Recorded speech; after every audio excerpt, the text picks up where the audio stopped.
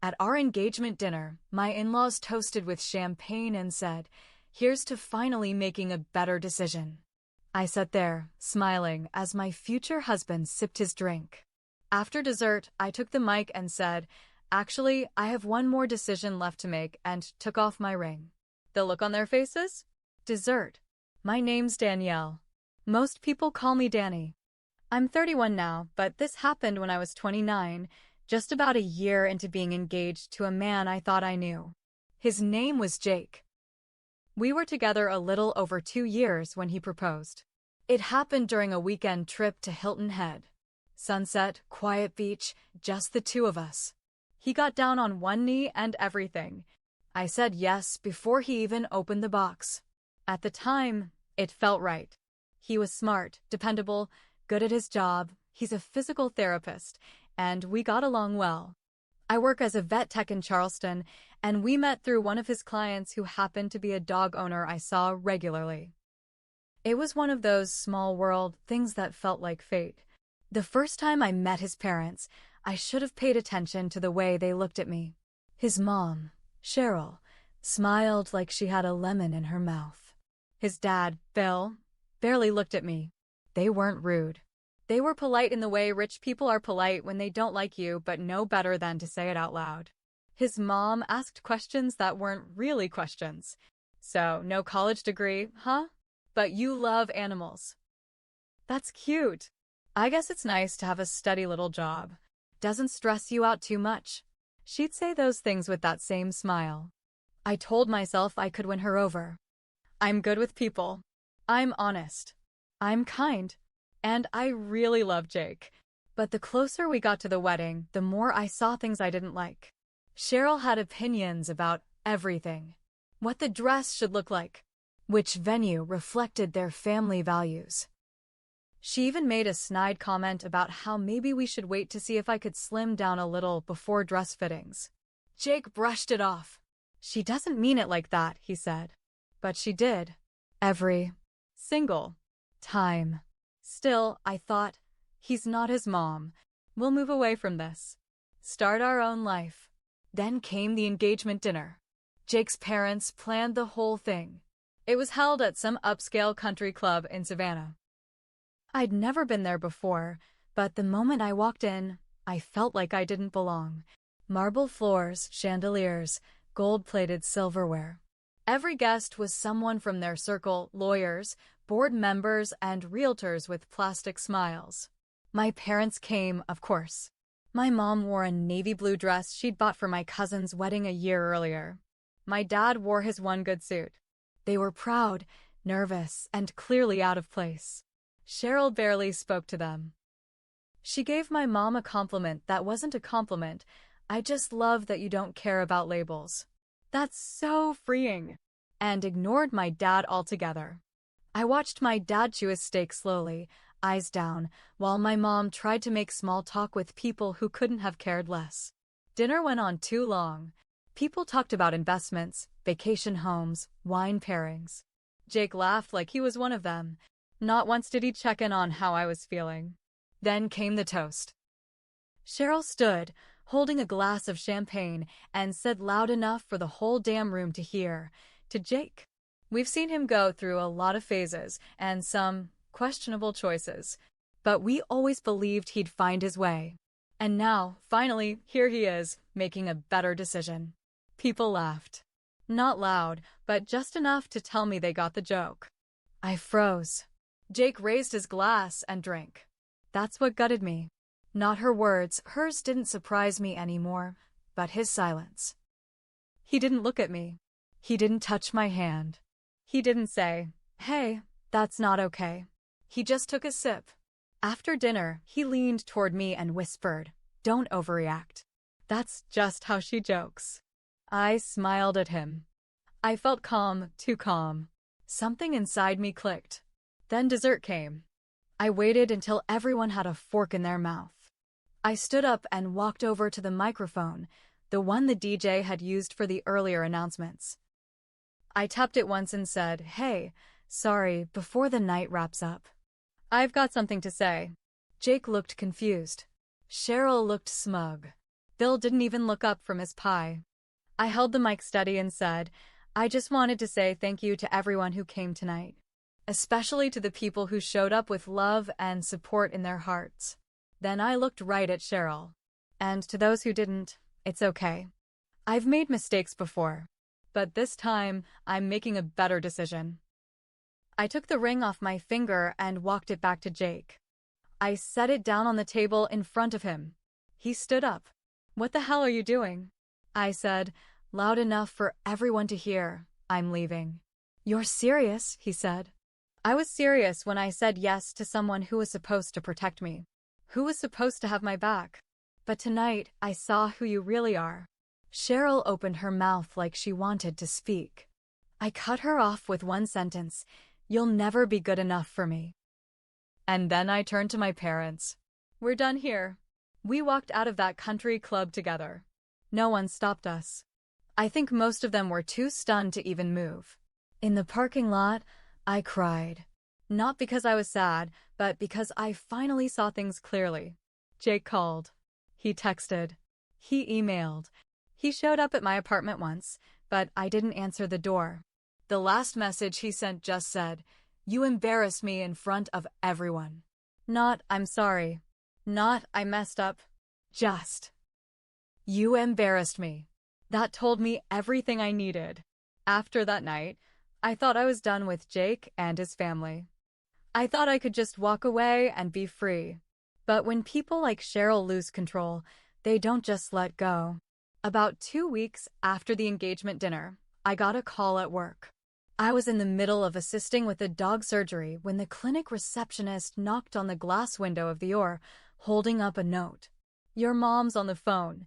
Says it's urgent. I froze. My heart dropped.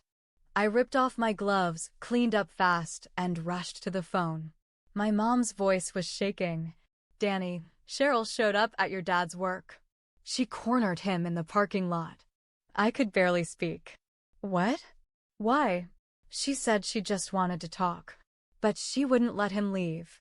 She accused us of turning you against Jake. She said we ruined the wedding. Danny, she said awful things. My hands started to shake. I knew Cheryl was controlling. I knew she was cruel. But this? This crossed every line. I'm driving there now, I said. By the time I got to my dad's office, Cheryl was gone. My dad was sitting in his truck, hands shaking on the steering wheel. He didn't even get out when I pulled up. Just sat there, staring straight ahead. She said I raised a manipulative daughter, he told me. Said you were after Jake for his money. That you embarrassed the whole family. I wanted to scream. That night, I wrote Cheryl an email. No threats. Just facts. If you show up at my parents' home or work again, I will involve the police. This is harassment. I want no contact with you or your family. She didn't reply. But Jake did. You didn't have to make this so ugly, he wrote. I didn't answer. Instead, I changed my number. I blocked every possible number I thought they'd use. I thought that would be the end. It wasn't. 1 week later, I got served. Jake was suing me for emotional distress and the costs of the engagement dinner. The papers came to my job. I was handed the envelope in the middle of the waiting room, in front of 2 clients and a coworker. Jake was claiming I'd publicly humiliated him and caused reputational damage. He wanted me to reimburse his parents for the cost of the engagement dinner, over $14,000, and also pay $5,000 for damaged social capital. I laughed when I read it. Then I cried. I didn't have that kind of money. I lived paycheck to paycheck. I didn't even have $1,000 in savings at that point. I called a lawyer my coworker recommended. She was blunt. This is a scare tactic. But he's serious. These people want to punish you. I wanted to cave. I wanted to apologize just to make it stop. But then I remembered something. I still had all the emails Cheryl sent about the wedding. The snide comments. The pressure. I had screenshots of her texts mocking my job, telling me I should let her pick my wedding dress. I even had a video. One my brother took quietly at the engagement dinner, where you could clearly hear Cheryl's toast. I gave everything to my lawyer. We countersued. Defamation. Harassment. Emotional abuse. And then I went one step further. I reached out to one of Jake's exes. Her name was Tasha. She was a nurse. I found her on Facebook after remembering Jake once said they dated back in college. I sent her a message. She replied within an hour. "You're not the first one. Cheryl ruined us too." She told me everything. How Cheryl used to pop by her work and question her coworkers. How Jake once broke up with her after his mom found out her parents were divorced. How she ended up in therapy because she started doubting herself after all the gaslighting. She sent me her own set of emails. We added them to the case file. By the time we got to mediation, Jake looked like a ghost of the man I used to know. He was pale, nervous, sweating through his shirt. Cheryl tried to speak for him. My lawyer shut it down. "This isn't about you, ma'am." Jake's lawyer leaned over and whispered something in his ear. Jake stared at the floor for a long time, then mumbled, "We'd like to withdraw the suit." My lawyer said, "Nope. We want damages now." It got quiet. Then Cheryl lost it. "You want money from us?" After what she did. "This girl's a gold digger.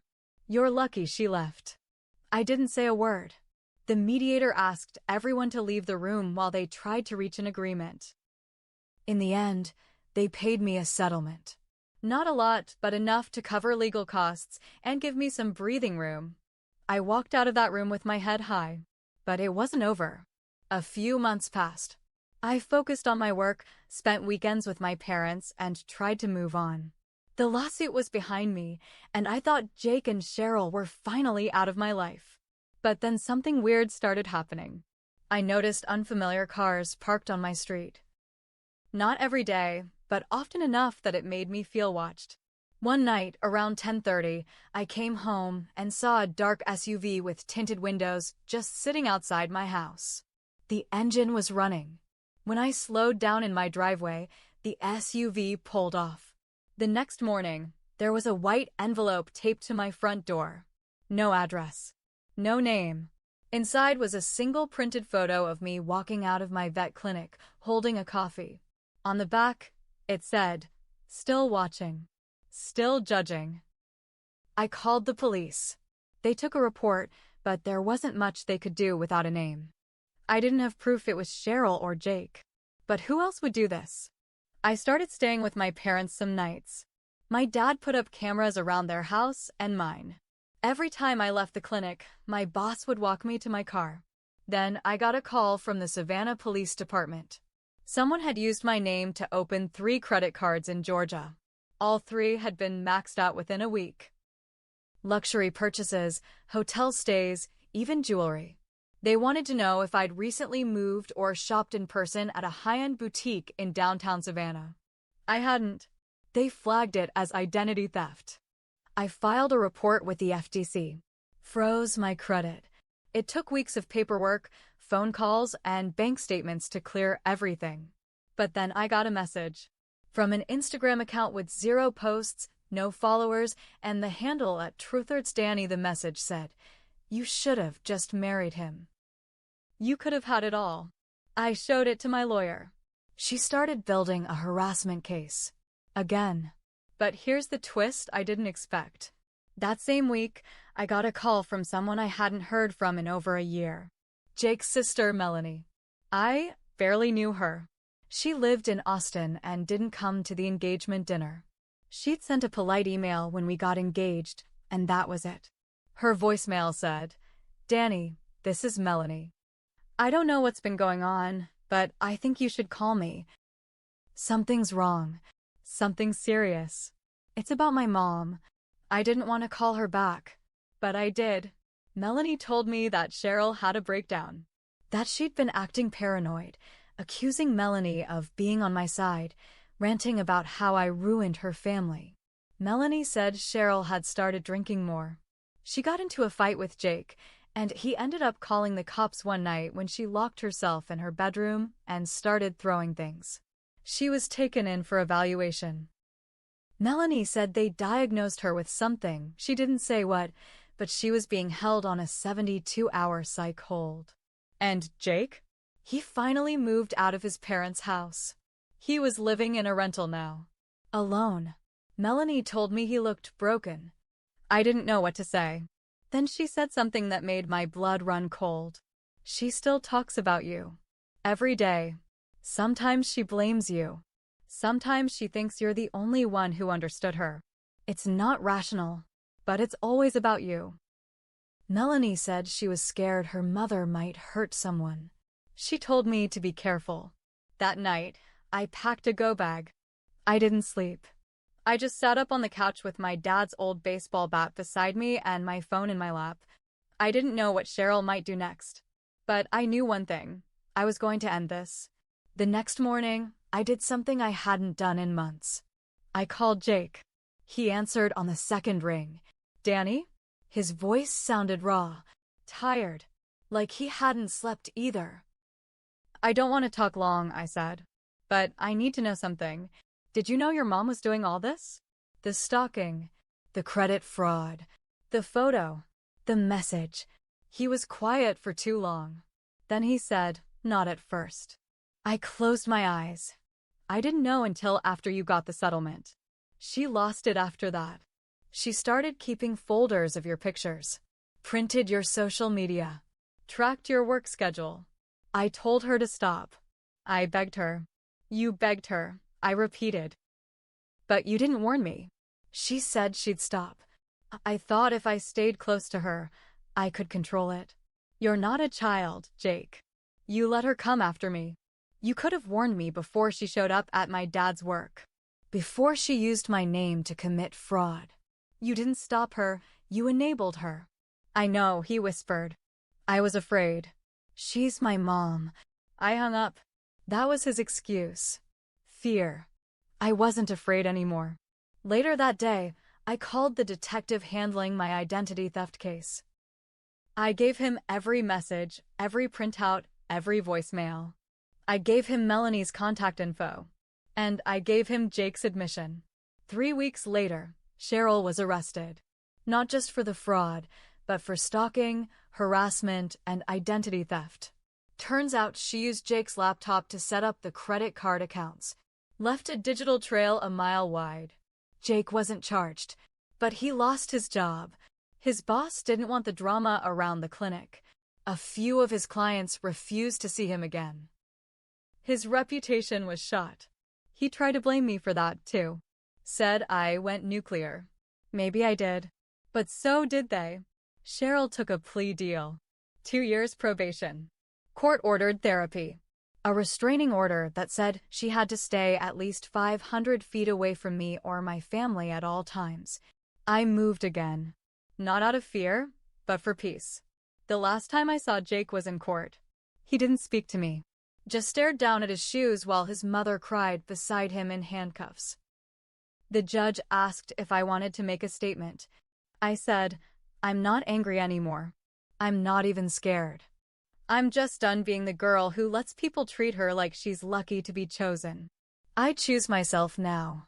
Afterward, I walked out into the bright Savannah sun, my heart calm. And that night, I had dinner with my parents. My dad grilled steaks. My mom made cornbread. We sat out on the porch, laughing like we used to. My mom raised her glass and said, here's to making the best decision. This time, I sipped the champagne without shaking. And this time, it was real.